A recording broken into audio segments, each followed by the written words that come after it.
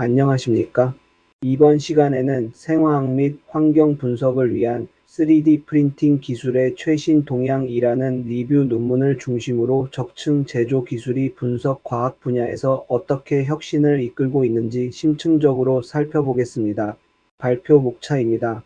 먼저 3D 프린팅의 기술적 발전과 분석 과학에서의 연구 동향을 짚어보고 이어서 FFF, SLA, DLP 등 주요 프린팅 기술의 원리와 특징을 비교하겠습니다. 그 후 생화학 분석과 환경 분석이라는 두 가지 큰 응용 분야를 구체적으로 다루고 융합 기술을 통한 발전 가능성, 마지막으로 현재 직면한 한계와 미래 전망을 결론으로 마무리하겠습니다. 서론입니다. 3D 프린팅은 단순 시제품 제작 도구에서 정밀 제조 플랫폼으로 진화했습니다. 생화학 분야에서는 레보너칩이나 바이오 센서를 저비용으로 제작하고 환경 분석에서는 오염물질 모니터링 등 지속 가능한 과제에 대응하는 핵심 기술이 되었죠. 특히 최근 10년간 논문 수와 인용 수가 급격히 증가하며 AI와 IoT 결합을 통해 스마트팜 등 식량 안보 분야까지 그 범위를 넓히고 있습니다. 분석기기 제작의 핵심 기술로는 소재 압출 방식인 FFF, 광중압 방식인 SLA, DLP, TPP 그리고 잉크젯 방식이 있습니다. 여기서 중요한 점은 CAD 모델링과 슬라이싱 변수가 단순히 제조 환경을 설정하는 것을 넘어 최종 소자의 유체 이동 특성이나 신호 안정성 그리고 기기 간 재현성을 결정짓는 매우 중요한 기능적 인자라는 점입니다. 소재 압출 방식인 FFF는 필라멘트를 가열해 적층하는 방식으로 저비용과 뛰어난 소재 호환성이 장점입니다. 특히 탄소나 CNT 등을 첨가한 전도성 필라멘트를 사용하면 전기화학적 플랫폼 제작도 가능합니다.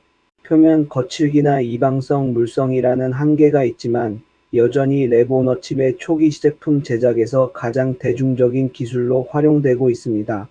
SLA 방식은 UV 레이저를 이용해 광경화성 수지를 층별로 정밀하게 굳히는 기술입니다. 2050 마이크로미터 수준의 높은 해상도를 제공하며 특히 기밀성이 중요한 미세유체 채널 제작에 강점이 있습니다. 다만 산소 억제 효과나 제한된 소재 다양성은 개선해야 할 과제입니다. DLP 방식은 면 단위 노광을 수행하여 SLA보다 훨씬 빠른 출력 속도를 자랑합니다.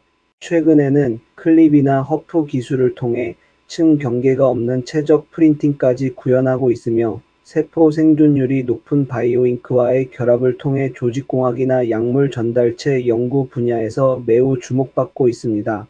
TPP 즉 이광자 중압 기술은 fem토초 레이저를 이용해 서브 100나노미터급 해상도를 구현합니다. 이는 세포 단위의 미세 구조를 제작할 수 있는 거의 유일한 기술이죠. 주로 광자 소자나 나노 구조물 설계에 쓰이며 최근에는 생체적 합성 게시제가 개발되면서 차세대 4D 프린팅 및 하이드로겔 소자 연구로 확장되고 있습니다. 잉크젯 기반 제조는 액적 제어를 통해 마이크로미터급 정밀도를 제공합니다.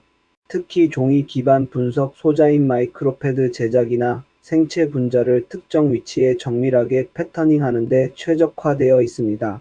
공정 변수 제어가 까다로운 편이지만 다중 소재를 통합할 수 있다는 강력한 장점이 있습니다. 이 표는 각 기술의 특성을 비교한 것입니다. 해상도 사용 소재의 강점과 한계를 한눈에 볼 수 있습니다. 저비용을 원하면 FFF를 정밀도와 표면, 매끄러움이 필요하면 SLA를 대량 생산과 다중 소재 통합이 목적이라면 잉크젯을 선택하는 등 목적에 맞는 기술적 접근이 매우 중요합니다. 생화학 분석의 첫 번째 응용은 레보너칩 시스템입니다. 기존 리소그래피 대비 비용 효율성이 뛰어나 시제품부터 양산까지 신속한 대응이 가능합니다. 슬라이드에 보시는 것과 같이 효소 반응 속도를 측정하거나 복잡한 유체 제어가 필요한 시스템을 3D 프린팅으로 통합하여 소형화하고 성능을 최적화한 사례들이 보고되고 있습니다. 액적 기반 미세유체 시스템입니다. 트렁크 브랜치 구조를 통해 액적 처리량을 획기적으로 늘릴 수 있고 마이크로 스테레오 리소그래피 기술로 액적 크기를 미세하게 조절할 수 있습니다. 특히 전기화학 센서와 결합하여 혈청과 같은 실제 시료를 분석하거나 스마트폰과 연동하여 현장 진단 기기로 활용하는 연구가 활발합니다. 통합 센싱 소자 분야에서는 나노물질을 활용한 다중 분석이 핵심입니다. 특히 지프에잇 나노물질 등을 이용해 형광 신호를 다변화하고 머신러닝 분석을 거쳐 식중독균이나 바이오마커를 식별해냅니다. 여기에 마이크로니들 기술을 더해 최소 침습적인 체내 진단 플랫폼까지 가능해졌습니다. 효소 고정화 기술을 활용한 3D 프린팅 전극 연구입니다. 전극 제작 시 효소를 혼합하거나 인쇄 후 표면 개질하는 방식을 통해 감도를 극대화합니다. 그래핀 PLA 소재 전극을 활용하여 포도당이나 아질산염을 검출하거나 간 미세조직 센서를 이용해 독성 물질을 검출하는 등 생물학적 활성을 전극에 효율적으로 접목하고 있습니다. DNA, RNA 검출 소자 역시 비약적으로 발전했습니다. 특히 코로나19 진단과 같은 분자 진단 분야에서 3D 프린팅 레본디스크 플랫폼은 매우 큰 역할을 했습니다. 신속한 등온 증폭과 시료 전처리를 하나의 칩 안에서 해결하며 저비용으로 현장 진단이 가능하도록 구현하고 있습니다. 웨어러블 바이오 센서 분야입니다. 땀 속의 전해질을 실시간으로 모니터링하거나 혈청 내 크레아티닌을 스마트폰으로 측정하는 시스템들이 등장했습니다. 신축성 있는 소재와 3D 프린팅을 결합하여 착용감을 높이면서도 정기적 안정성을 확보하는 것이 최근 기술의 핵심입니다. 측방 유동 분석, 즉 LFA 분야에서도 3D 프린팅은 혁신을 가져왔습니다. 교차 오염을 방지하는 다중 분석 레이어를 설계하거나 저가형 디스펜싱 부품을 직접 인쇄하여 상용 장비와 견줄만한 성능을 구현했습니다. 스마트폰 리더기와 결합해 비전문가도 쉽게 결과를 확인할 수 있도록 한 점이 돋보입니다.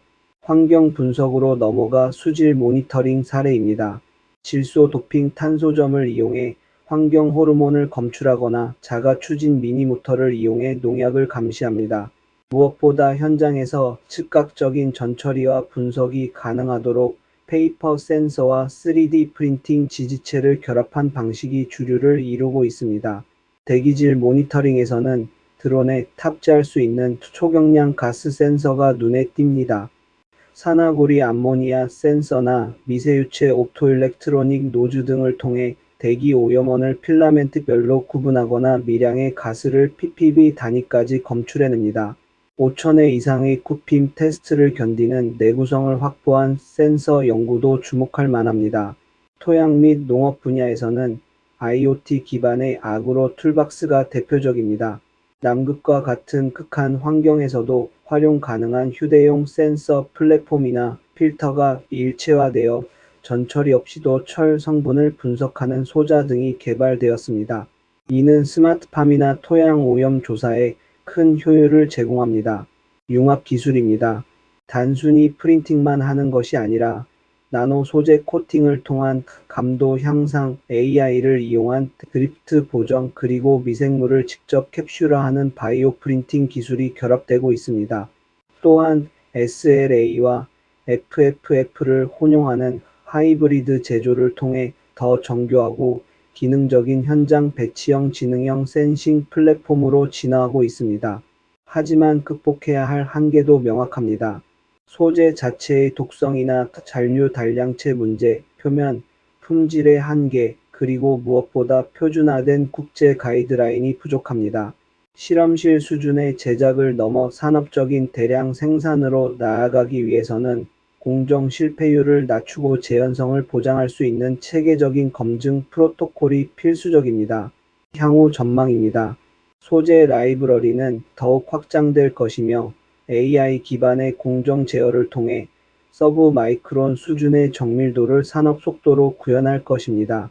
특히 시료 투입부터 결과 출력까지 한 번에 이루어지는 완전 통합형 플랫폼과 지속 가능한 디지털 제조 생태계가 구축될 것으로 예상됩니다. 결론입니다. 3D 프린팅 기술은 각 방식별로 상호 보완적인 강점을 지니고 있습니다. 비록 아직 해결해야 할 도전 과제가 존재하지만 소재 혁신과 AI 데이터 분석의 통합을 통해 머지않아 헬스케어, 식품안전, 환경감시 분야에서 대체 불가능한 현장 분석 플랫폼으로 자리 잡을 것입니다. 긴 시간 경청해 주셔서 감사합니다.